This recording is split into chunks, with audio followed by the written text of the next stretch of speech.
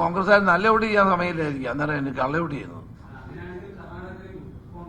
നല്ല വോട്ട് ചെയ്തിരുന്നെങ്കിൽ അങ്ങ് ജയിച്ചാൽ അതൊന്നും ചെയ്യുന്നില്ല, എന്നിട്ടാണ് ഇവിടെ കള്ള വോട്ട് ചെയ്യാൻ പോകുന്നത്.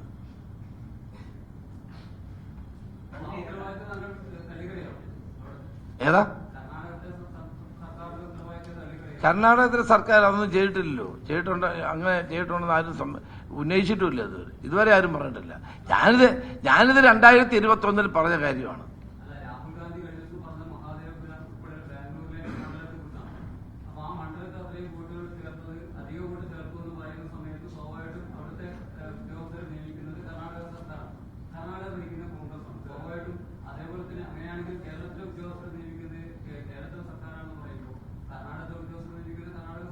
അതാ ഞാൻ പറഞ്ഞത്, അതൊക്കെ ചെയ്യാനുള്ള ബുദ്ധി ഞങ്ങൾക്ക് ഉണ്ടായിരുന്നെങ്കിൽ ഞങ്ങൾ എത്രയോ നന്നായിരുന്നേന്ന് ഞാൻ പറഞ്ഞത്.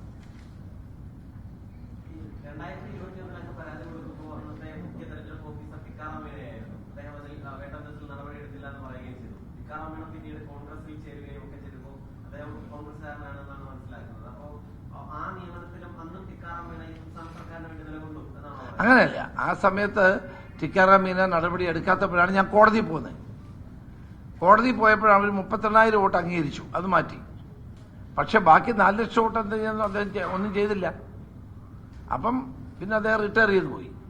റിട്ടയർ ചെയ്ത ഉദ്യോഗസ്ഥനല്ല, ആ പൊസിഷനിൽ ഇരിക്കുന്ന ഒരു വ്യക്തി തെളിവ് സഹിതം ഞാൻ കൊടുത്ത പരാതിയിൽ എന്തുകൊണ്ട് ആക്ട് ചെയ്തില്ല എന്നുള്ളതാണ്. ആ ആക്ട് ചെയ്യേണ്ടതായിരുന്നു. തന്നെ തെരഞ്ഞെടുപ്പ് കമ്മീഷൻ തന്നെ ഇലക്ട്രൽ റോൾ ശുദ്ധീകരിക്കുന്ന ഒരു പ്രക്രിയ നടത്തുന്നുണ്ട്. ആ ശുദ്ധീകരണ പ്രക്രിയയിൽ ഇത് നടന്നിട്ടുണ്ടോ എന്റെ ചോദ്യമാണ്. എനിക്കറിയില്ല. ഇപ്പോഴത്തെ 140 നിയോജക മണ്ഡലങ്ങളിലും വോട്ടർ പട്ടിക ശുദ്ധീകരണത്തിന് വേണ്ടി നടത്തിയ പ്രവർത്തനത്തിനകത്ത് ഇതുണ്ടോ ഇല്ലയോ എന്ന് നമുക്കറിയില്ല.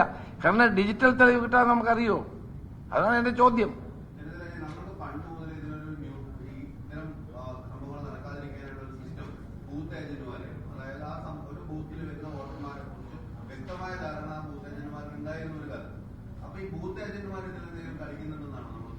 അങ്ങനെയല്ല,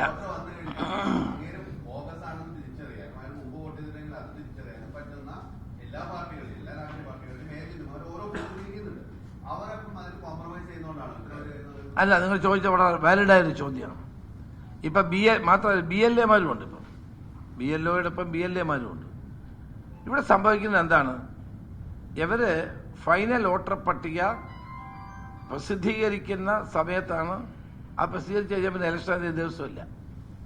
ആ ഫൈനൽ വോട്ടർ പട്ടിക ഞങ്ങൾ പരിശോധിച്ചപ്പോൾ ഞങ്ങൾക്ക് മനസ്സിലായത്, ഫൈനൽ വോട്ടർ പട്ടിക പ്രസിദ്ധീകരിക്കുന്നതിന് മുമ്പാണ് വൻതോതിൽ ഈ ആളുകളെ ചേർക്കുന്നത്.